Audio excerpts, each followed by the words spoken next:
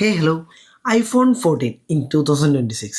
അതെ, ഈ ഒരു 2026 ഒത്തിരിയേറെ പേർ നോക്കുന്നതാണ് ഒരു ആപ്പിൾ പ്രോഡക്റ്റ്സ് പർച്ചേസ് ചെയ്യുക അല്ലെങ്കിൽ യൂസ്ഡ് ഐഫോൺസ് പർച്ചേസ് ചെയ്യുക എന്നുള്ളത്. കാരണം കണ്ടൻറ് ക്രിയേഷൻ പോലുള്ള കാര്യങ്ങളൊക്കെ ഒത്തിരിയേറെ ഇമ്പ്രൂവ് ചെയ്തുകൊണ്ടിരിക്കുകയാണ്.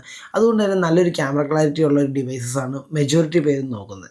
സോ ഐഫോൺ യൂസ്ഡ് ഡിവൈസ് നോക്കുമ്പോൾ ഏതൊരു മോഡൽ വെച്ച് സ്റ്റാർട്ട് ചെയ്യണം എന്ന് മിക്കവരും കൺഫ്യൂസ്ഡ് ആയിട്ട് നിൽക്കാറുണ്ട്. സോ ഈ ഒരു വീഡിയോയിലൂടെ ഐഫോൺ 14 ഈ ഒരു 2026 എടുക്കുന്നത് ബെറ്റർ ആണോ അല്ലയോ എന്നാണ് നമ്മൾ നോക്കാൻ പോകുന്നത്. അപ്പോൾ ഓരോ സ്പെസിഫിക്കേഷൻസ് വൈസും 2026 ആ ഒരു സ്പെസിഫിക്കേഷൻ ഔട്ട് ഓഫ് ഫീച്ചർ ആണോ അതെയോ ബെറ്റർ ആണോ എന്നെല്ലാം നമ്മൾ ഡീറ്റെയിൽ ആയിട്ട് നോക്കുന്നുണ്ട്. അപ്പോൾ ചാനൽ ആദ്യമായി കാണുവാണെങ്കിൽ ഇപ്പോൾ തന്നെ സബ്സ്ക്രൈബ് ചെയ്ത് കൂടെ കൂടിക്കോ. അപ്പോൾ എങ്ങനെയാ പോയാലോ. അപ്പോൾ ബിൽഡ് ആൻഡ് ഡിസൈൻ്റെ പോർഷനിൽ നോക്കുന്നതിന് മുമ്പ് തന്നെ നമുക്ക് ഈ ഒരു ഫോൺ ലോഞ്ച് ചെയ്തിട്ടുള്ളത് 2022 സെപ്റ്റംബർ 7 ഈ ഒരു ഫോൺ ലോഞ്ച് ചെയ്തിട്ടുള്ളത്. അറൗണ്ട് ഒരു 4 ഇയർ ആകാൻ പോകുന്നു ഈ ഒരു ഡിവൈസ് ലോഞ്ച് ചെയ്തതിന് ശേഷം. ഓക്കെ, അപ്പോൾ അത് ജസ്റ്റ് നിങ്ങളുടെ മൈൻഡിൽ വെച്ചോളുക, ഞാൻ ജസ്റ്റ് പറഞ്ഞു എന്നുള്ളൂ. അപ്പോൾ ഫസ്റ്റ് തന്നെ ബിൽഡ് ആൻഡ് ഡിസൈൻ പോർഷൻ നോക്കുവാണെങ്കിൽ അലുമിനിയം ഫ്രെയിമാണ് ഇതിന് വന്നിട്ടുള്ളത്. റെയർ പോർഷൻ നമുക്ക് ആ ഒരു ഗ്ലാസ് ആണ് നൽകിയിട്ടുള്ളത്. അത് സെറാമിക് ഷീൽഡിൻ്റെ പ്രൊട്ടക്ഷനുള്ള ഒരു ഗ്ലാസ് ആണ്. സോ സ്ക്രാച്ച് റെസിസ്റ്റൻ്റ് ആയിട്ടുള്ള ഒരു ബാക്ക് പോർഷനാണ് ഈ ഒരു ഫോണിൽ നൽകിയിട്ടുള്ളത്. അതുപോലെ തന്നെ വെയിറ്റിൻ്റെ പോർഷൻ നോക്കുകയാണെങ്കിൽ 172 ഗ്രാമാണ് വെയിറ്റ് വന്നിട്ടുള്ളത്. അത്യാവശ്യം ലൈറ്റ് വെയിറ്റ് ആയിട്ടുള്ള ഡിവൈസ് തന്നെയാണ്. ഓവർ വെയിറ്റോ കാര്യങ്ങളൊന്നും ഈ ഒരു ഡിവൈസിന് ഇല്ല. നമുക്കൊരു ബോക്സി ഡിസൈനാണ് എങ്കിലും കർവ്ഡ് ആയിട്ടുള്ള എഡ്ജസ് കാര്യങ്ങളൊക്കെയാണ് ഈ ഡിവൈസിൽ വന്നിട്ടുള്ളത്. സോ ഒരു കേസൊക്കെ ഇട്ട് യൂസ് ചെയ്യുകയാണെങ്കിൽ വളരെ കംഫർട്ടബിൾ ആയിട്ട് തന്നെയാണ് ഫീൽ ചെയ്യുന്നത്. ആൻഡ് നല്ല രീതിയിലുള്ള ഇൻഹാൻഡ് ഫീലും ഈ ഒരു ഡിവൈസിൻ്റെ പോർഷനിൽ നിന്ന് കിട്ടുന്നുണ്ട്. IP68 റേറ്റർ കാര്യങ്ങളൊക്കെ വന്നിട്ടുണ്ട്. സോ അണ്ടർ വാട്ടർ ഫോട്ടോഗ്രാഫികളിൽ എടുക്കുന്നതുകൊണ്ട് യാതൊരു ഇഷ്യൂസ് കാര്യങ്ങളും ഈ ഒരു ഡിവൈസിൻ്റെ പോർഷനിൽ വരുന്നില്ല. സോ ഇത്രയുമാണ് നമുക്ക് ആ ഒരു ബിൽഡ് ആൻഡ് ഡിസൈൻ്റെ പോർഷനിൽ വരുന്നത്. ഇനി ഡിസ്പ്ലേയുടെ പോർഷൻ നോക്കുവാണെങ്കിൽ 6.1 ഇഞ്ചിൻ്റെ XDR OLED ഡിസ്പ്ലേ ആണ് ഈ ഒരു ഫോണിൽ യൂസ് ചെയ്തിട്ടുള്ളത്. 1200 നിറ്റ്സിൻ്റെ ഒരു പീക്ക് ബ്രൈറ്റ്നസ്സും ഈ ഒരു ഫോണിൽ നൽകിയിട്ടുണ്ട്. സോ അത്യാവശ്യം നല്ല രീതിയിലുള്ള ബ്രൈറ്റ്നസ്സും കോൺട്രാസ്റ്റും കാര്യങ്ങളും ഉണ്ട്. സോ ഒരു മീഡിയ എൻ്റർടൈൻമെൻറ്റ് കാര്യങ്ങൾ നോക്കുവാണെങ്കിൽ ഗെയിമിങ്ങിൻ്റെ പോർഷനിലാണെങ്കിൽ യാതൊരു ഇഷ്യൂസും ഈ ഒരു ഡിസ്പ്ലേയുടെ പോർഷനിൽ നിന്ന് കിട്ടുന്നില്ല. നമുക്കിതിനകത്ത് നൽകിയിട്ടുള്ള നോച്ച് ഡിസ്പ്ലേ ആണ് വന്നിട്ടുള്ളത്. അതായത് 14 വരെയാണ് നമുക്ക് നോച്ച് ഡിസ്പ്ലേ വന്നിട്ടുള്ളത്. 50 സീരീസ് തൊട്ട് നമുക്ക് ആ ഒരു ഡൈനാമിക് ഐലൻഡ് കാര്യങ്ങളാണ് നൽകിയിട്ടുള്ളത്. ഓക്കെ, സോ ഈ ഒരു ഡിസ്പ്ലേയുടെ പോർഷനിൽ എനിക്ക് ഔട്ട്ഡേറ്റഡ് ആയിട്ട് എനിക്ക് തോന്നിയില്ല. അതിന് അത്യാവശ്യം നല്ല രീതിയിലുള്ള ക്വാളിറ്റി കാര്യങ്ങൾ തോന്നിയിട്ടുണ്ട്. ആകെ ഒരു ഡ്രോബാക്ക് ഉള്ളത് 60 ഹെർട്സിൻ്റെ റിഫ്രഷ് റേറ്റ് ആണ് ഈ ഒരു ഡിസ്പ്ലേയിൽ വരുന്നുള്ളൂ എന്നുള്ളത് മാത്രമാണ്. കാരണം അത് 15 ഈവൻ 16 നമുക്ക് 60 ഹെർട്സ് മാത്രമാണ് വരുന്നുള്ളൂ. പിന്നെ നമുക്ക് 17 തൊട്ടാണ് നമുക്ക് ആ ഒരു 120 ഹെർട്സ് നോർമൽ സീരീസുകളിൽ വന്നുകൊണ്ടിരിക്കുന്നത്. സോ പ്രോ സീരീസ് അല്ല ഞാൻ പറഞ്ഞത്, നോർമൽ സീരീസിൻ്റെ കാര്യമാണ് പറഞ്ഞത്. ആൻഡ് ഈ ഒരു ഫോണിൽ നമുക്ക് ഫേസ് ഐ ഡി ആണ് വരുന്നത്. അത് കാര്യങ്ങൾ ഞാൻ എടുത്തു പറയേണ്ട ആവശ്യമില്ല. സോ അതെല്ലാം നല്ല സ്മൂത്തായിട്ട് തന്നെ പോകുന്നൊരു ഡിസ്പ്ലേ തന്നെയാണ് ഈ ഒരു ഫോണിൽ വന്നിട്ടുള്ളത്. സോ ആ ഒരു പോർഷനിൽ ഔട്ട്ഡേറ്റഡ് ആയി എന്ന് എനിക്ക് ഒരിക്കലും ഈ ഒരു 14 തോന്നിയിട്ടില്ല. നെക്സ്റ്റ് ഇനി ക്യാമറയുടെ പോർഷൻ നോക്കുവാണെങ്കിൽ നമുക്ക് റയർ പോർഷനിൽ ഡ്യൂൽ ക്യാമറ സെറ്റപ്പാണ് നൽകിയിട്ടുള്ളത്. 12 MP പ്രൈമറി ലെൻസും ആൻഡ് 12 MP അൾട്രാ വൈഡ് ലെൻസുമാണ് നൽകിയിട്ടുള്ളത്. 120 ഡിഗ്രിയുടെ നമുക്ക് ആ ഒരു വൈഡ്നെസ് കാര്യങ്ങൾ ഈ ഒരു ലെൻസിൽ നിന്ന് നമുക്ക് കിട്ടുന്നുണ്ട്. ആൻഡ് 5x ഒരു ഡിജിറ്റൽ സൂമും 2x ഒരു ഒപ്റ്റിക്കൽ സൂമുമാണ് ഈ ഒരു ഡിവൈസിൽ നൽകിയിട്ടുള്ളത്. സോ വീഡിയോയുടെ പോർഷൻ നോക്കുകയാണെന്നുണ്ടെങ്കിൽ നമുക്ക് 4K 60 FPS വരെ നമുക്ക് ഈ ഒരു ഫോണിൽ ഷൂട്ട് ചെയ്യാവുന്നതാണ്.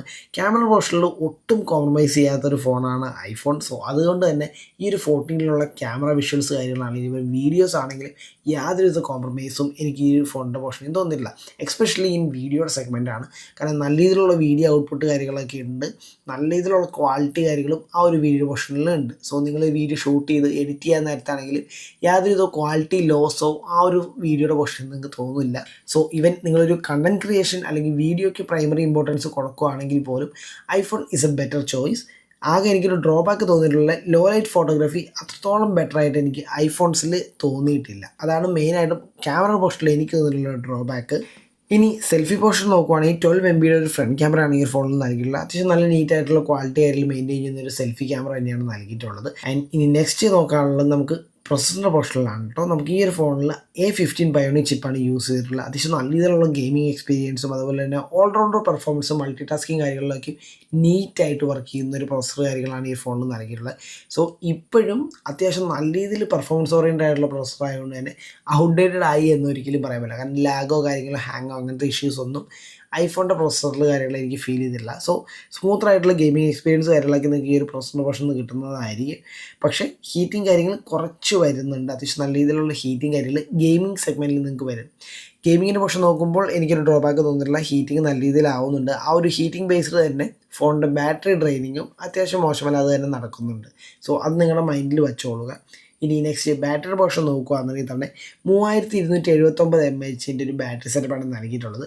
ഒരു നോർമൽ യൂസേജ് കാര്യം നോക്കുകയാണെങ്കിൽ ഡേ ടു ഡേ ലൈഫിൽ യാതൊരു ഇഷ്യൂസും ഇല്ല. ഒരു ഫുൾ ഡേ ബാറ്ററി ലൈഫ് കിട്ടുന്നതായിരിക്കും.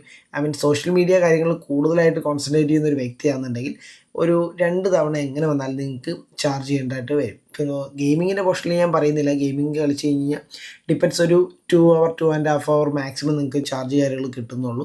സോ അതുകൊണ്ട് തന്നെ നിങ്ങൾ എന്തായാലും വീണ്ടും ചാർജ് ചെയ്യേണ്ടതായിട്ട് വരും. സോ ഗെയിമിങ്ങിൻ്റെ പോർഷനിൽ എത്ര തവണ ചാർജ് ചെയ്യണമെന്നുള്ള ഡിപ്പെൻസ് നിങ്ങളുടെ യൂസേജ് അനുസരിച്ചിരിക്കും. ഇവൻ ഒരു നോർമൽ യൂസറാണ്, കുറച്ചുകൂടി സോഷ്യൽ മീഡിയ കാര്യങ്ങൾ ഇൻസ്റ്റാഗ്രാം പോലുള്ള യൂസേഴ്സ് കാര്യങ്ങൾ കൂടുതലായിട്ട് വരുന്നുണ്ടെങ്കിൽ എന്ത് വന്നാലും നിങ്ങൾക്ക് 2 times ചാർജ് ചെയ്യേണ്ടതായിട്ട് ഈ ഒരു ഡിവൈസിൽ വരും. ആൻഡ് കണക്റ്റിവിറ്റി പോർഷൻ നോക്കുവാണെങ്കിൽ നമുക്കൊരു 5G ഡിവൈസ് ആണ്. സോ ഒട്ടും ഔട്ട്ഡേറ്റഡ് അല്ല. 5G ആയതുകൊണ്ട് തന്നെ നമുക്ക് ഇനിയും യൂസ് ചെയ്യുന്നതിൽ യാതൊരു ഇഷ്യൂസും ഐഫോണിൻ്റെ പോർഷനിൽ തോന്നുന്നില്ല. ലേറ്റസ്റ്റ് ആയിട്ടുള്ള എല്ലാ അപ്ഡേറ്റുകളും ഈ ഒരു ഡിവൈസിൽ കിട്ടിക്കൊണ്ടിരിക്കുന്നുണ്ട്. അതുകൊണ്ട് തന്നെ സോഫ്റ്റ്വെയറിൻ്റെ പോർഷനോ ഈവൻ അപ്ഡേറ്റിൻ്റെ പോർഷനിലോ നമുക്കൊരു കൺസേൺ വയ്ക്കേണ്ട ആവശ്യം വരുന്നില്ല. സോ ഈവൻ നിങ്ങളൊരു ഐഫോൺ പർച്ചേസ് ചെയ്യാൻ നോക്കുവാണ്, അത് യൂസ്ഡ് ആണ് പർച്ചേസ് ചെയ്യാൻ ഉദ്ദേശിക്കുന്നതെന്നുണ്ടെങ്കിൽ സ്റ്റാർട്ട് വിത്ത് iPhone 14 എന്നേ ഞാൻ പറയുകയുള്ളൂ. കാരണം നമുക്കൊരു സ്റ്റാർട്ടർ അല്ലെങ്കിൽ ബിഗിനറായിട്ട് എടുക്കാൻ പറ്റിയൊരു ഡിവൈസ് എന്ന് പറഞ്ഞാൽ iPhone 14 തന്നെയാണ് ഇപ്പോൾ കറൻ്റ് ഉള്ള ഒരു മാർക്കറ്റിൽ വരുന്നത്. സോ ഈ ഒരു ഡിവൈസ് എടുക്കുന്നത് ഒട്ടും വರ್ತല്ല എന്നൊന്നും ഞാൻ പറയില്ല. അത്യാവശ്യം നല്ല നീറ്റായിട്ടുള്ള ഡീൽ തന്നെയാണ്. ആൻഡ് എസ്പെഷ്യലി ഇതിൻ്റെ സ്പീക്കറിൻ്റെ കാര്യം ഞാൻ വിട്ടുപോയത്, നമുക്ക് സ്റ്റീരിയോ സ്പീക്കേഴ്സാണ് ഈ ഒരു ഡിവൈസിൽ നൽകിയിട്ടുള്ളത്. അപ്പോൾ iPhone 14 പറ്റിയുള്ള ഡീറ്റെയിൽസ് കാര്യങ്ങൾ ഇത്രേ ഉള്ളൂ. സോ 2026 എടുക്കുന്നത് വർത്തായിട്ടുള്ള ഡീൽ തന്നെയാണ്. If you are able to pay additional amount go with iPhone 15 എന്നാണ് ഞാൻ പറയുള്ളൂ. സോ ഈ ഒരു പ്രൈസ് റേഞ്ചിൽ നോക്കുകയാണെന്നുണ്ടെങ്കിൽ iPhone 14 is A better deal. കാരണം നിങ്ങൾക്കൊരു 30,000 32,000 ആ റേഞ്ചിലേക്ക് iPhone 14 പർച്ചേസ് ചെയ്യാൻ പറ്റുന്നതാണ്. ആൻഡ് ഐഫോൺ വാങ്ങുമ്പോൾ എപ്പോഴും ട്രസ്റ്റബിൾ ആയിട്ടുള്ള ഡീലേഴ്സിൻ്റെ കയ്യിൽ നിന്ന് തന്നെ വാങ്ങുക. ഇല്ലെങ്കിൽ നിങ്ങൾക്ക് ഡിവൈസ് കാര്യങ്ങളൊക്കെയും അത്ര ബെറ്റർ ആയിട്ടുള്ള കിട്ടാനുള്ള ചാൻസസ് കൂടുതലാണ്. ഒത്തിരിയേറെ ഫ്രോഡ്സ് നടക്കുന്നത് ഐഫോൺ ബേസ്ഡ് ആയിട്ട് തന്നെയാണ്. അതുകൊണ്ടാണ് ഞാൻ എടുത്തത് മെൻഷൻ ചെയ്തിട്ടുള്ളത്. അപ്പോൾ നമ്മൾ റീസെൻ്റ്ലി iPhone ട്യൂട്രോൺ എന്ന് പറഞ്ഞൊരു ടീമായിട്ട് കണക്ട് ചെയ്താണ് നമ്മൾ ഫോൺ പർച്ചേസ് കാര്യങ്ങൾ ചെയ്തുകൊണ്ടിരുന്നത്. ആൻഡ് അവരുടെ ബേസ്ഡായിട്ട് നമ്മൾ വീഡിയോസ് കാര്യങ്ങൾ ചെയ്ത് നിങ്ങൾക്ക് ആർക്കെങ്കിലും പർച്ചേസ് ചെയ്യണമെങ്കിൽ അവരുടെ ലിങ്ക് കാര്യങ്ങൾ ഞാൻ ഡിസ്ക്രിപ്ഷനിൽ നൽകി അവരെ കോൺടാക്ട് ചെയ്യുന്നതാണ്. സോ വീഡിയോ ഇഷ്ടപ്പെട്ടാൽ ലൈക്ക് ചെയ്യുക, ചാനൽ സബ്സ്ക്രൈബ് ചെയ്ത് തിരിച്ച് സബ്സ്ക്രൈബ് ചെയ്യുക. ഇപ്പോൾ തന്നെ കൂടെ കൂടിക്കോളൂ. See you then, by.